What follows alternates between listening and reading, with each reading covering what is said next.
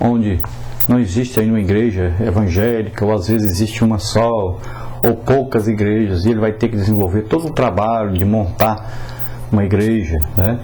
Ele vai ali ganhar almas, ele vai montar a igreja, botar departamentos para funcionar, e tudo vai começar ali do zero, realmente. Então esse é um trabalho apostólico, é um trabalho missionário, um apóstolo da igreja. Depois nós temos aí também o profeta. No Novo Testamento tem profeta? Tem. Os profetas que falaram a respeito da vinda de Jesus duraram até João Batista. Mas de lá para cá, Jesus colocou profeta na igreja. Ágabo é um exemplo de profeta, Novo Testamento, que chegou para Paulo e disse: olha, Paulo, isso é o que vai acontecer com você. Se amarrou e tal, e disse que Paulo ia apanhar, que ia sofrer, que ia ser preso em Jerusalém. Um profeta fala de coisas futuras, né? Temos profeta na igreja? Temos vários profetas na igreja. Infelizmente, escondidos, massacrados, muitas vezes humilhados, desconsiderados. Nós temos também, então, os evangelistas na igreja. São os pregadores, são aqueles que levam o evangelho a muitas pessoas, né? Isso pode ser através de vários meios de comunicação. Nós temos hoje jornal, revista, televisão, temos internet, temos as grandes cruzadas evangelísticas, né? Então, são várias as maneiras, e o evangelho é levado, então, por esses evangelistas a grandes multidões.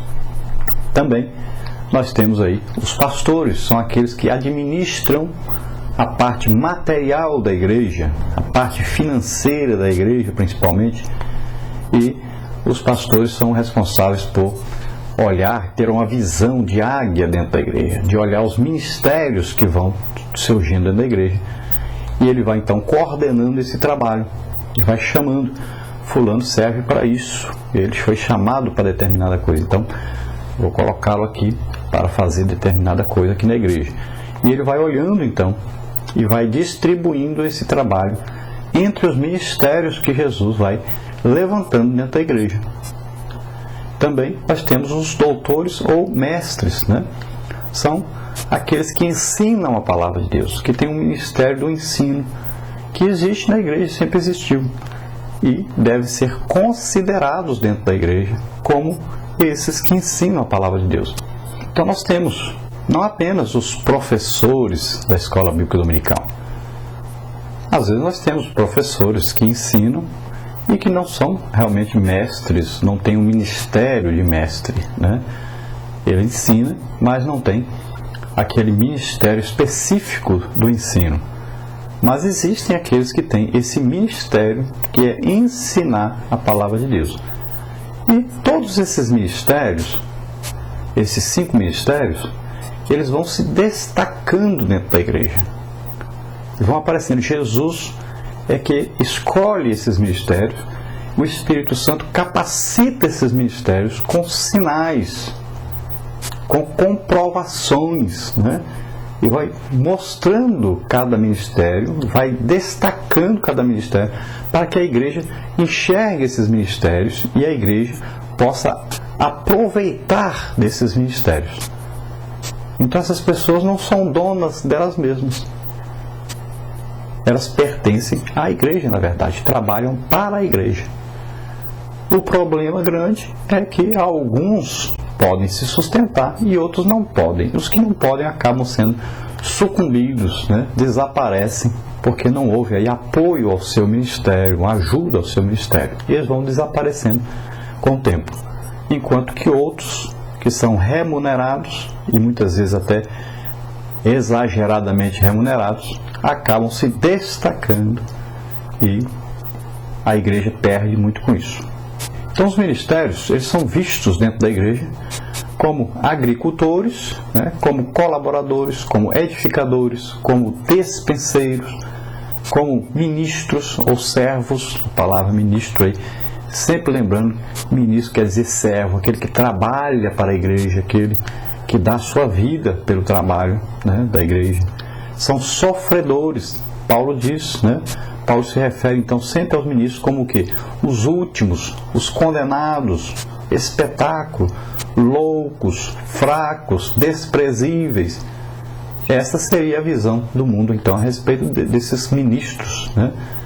Então, tem muitos ministros que não se encaixam, é claro, na definição de Paulo dos ministros.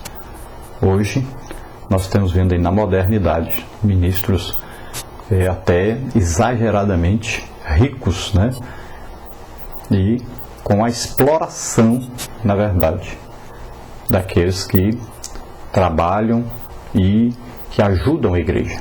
Mas não é correto, não é assim que a Bíblia ensina. E nós sabemos também que os ministros são o quê? São exemplo para a igreja. Então a igreja deve se espelhar no seu ministro, naquele que é servo realmente de Jesus Cristo. Então Paulo fala que cada um então, tinha o seu ministério e, portanto, sua função no reino de Deus. Paulo plantava a mensagem, ele era um desbravador, um autêntico missionário, né? Um autêntico apóstolo, que o seu sentido da palavra realmente é esse, o enviado, né? Foi enviado para isso, para fazer essa obra. O Apolo era um excelente pregador, um autêntico evangelista. Cefas, ou Pedro, né? Era um excelente doutrinador, testemunho ocular dos feitos de Jesus. Ele era um autêntico pastor, que ficou coordenando o trabalho em Jerusalém, né? O trabalho da igreja. E nós vamos ver que não era da vontade de Deus que alguns deles aí se destacassem mais do que os outros, né? Mas todos deveriam ser obedecidos e deveriam ser usados pela igreja como bênçãos de Deus para a igreja. Então cada um desses ministérios foram dados para a igreja como bênção para essa igreja, para que essa igreja pudesse crescer, pudesse aproveitar a pregação de cada um, o ensino de cada um, né, o ministério de cada um, e a igreja crescesse. E o grupo de Cristo, que era aquele grupo que dizia que realmente era de Cristo, mas estava também dividindo a igreja, eles tinham ali como seus líderes, então, aqueles que se denominavam como profetas, né? Então eram aí divididos os ministérios na igreja desse jeito, lá em Corinto. Então existe na construção do santuário de Deus, nesse edifício de Deus que é a igreja, existe aí então a qualidade que vale, né, realmente na construção, é a qualidade de cada crente. Também Cristo deve ser sempre o fundamento dessa construção, a pedra angular, a pedra principal, a pedra de esquina, ou seja, o cabeça desse corpo é sempre Cristo. E outra coisa, nós devemos saber que nós seremos premiados conforme as nossas obras. Sempre lembrar disso, que cada um receberá o galardão pela obra que fizer, pelo trabalho que fizer. Nós não somos salvos pelas obras. Nós não somos justificados pelas obras que nós fazemos. Mas a obra que fazemos receberá prêmio. E cada um vê como faz a obra de Deus. Então nós temos na Igreja de Cristo o obreiro plantador da semente da palavra de Deus. Então, é aquele que chega primeiro para pregar, né? Aquele que ganha primeiro as almas. E a mensagem dele sempre é a cruz. A cruz é que atrai o pecador. Assim como a serpente no deserto atraiu, né, as pessoas para serem curadas. Jesus disse, quando o Filho do Homem for levantado, a todos atrairá ele. Assim Jesus atrai a todos. Mas a mensagem deve ser a mensagem da cruz. É a mensagem que atrai realmente o pecador ao arrependimento. Temos também o obreiro, que é o regador da planta. É aquele que discipula, que cuida, né, que vai regando ali. O regador tem vários furos para atingir a planta inteira. Então esse discipulador deve agir em todas as áreas da vida desse novo convertido e vai ajudando em cada parte. Tem o obreiro então cooperador com os demais. É aquele que então vai entender que Deus o chamou para fazer algo muito importante no reino de Deus, a salvação das almas. Esse obreiro então ele treina, né? Ele leva o outro convertido aí ao campo da batalha. Ele vai conduzindo esse novo crente a participar da obra de Deus também, evangelizando e ganhando almas também. E tem o trabalho do obreiro edificador, que é aquele trabalho do obreiro que vai cuidar, vai ensinar os costumes, né? Vai ensinar as coisas básicas da fé. E esse obreiro, ele deve vendo aí o que esse novo convertido pode fazer na igreja, que lugar eu vou colocá-lo. Então esse aí é um trabalho, né, geralmente do pastor.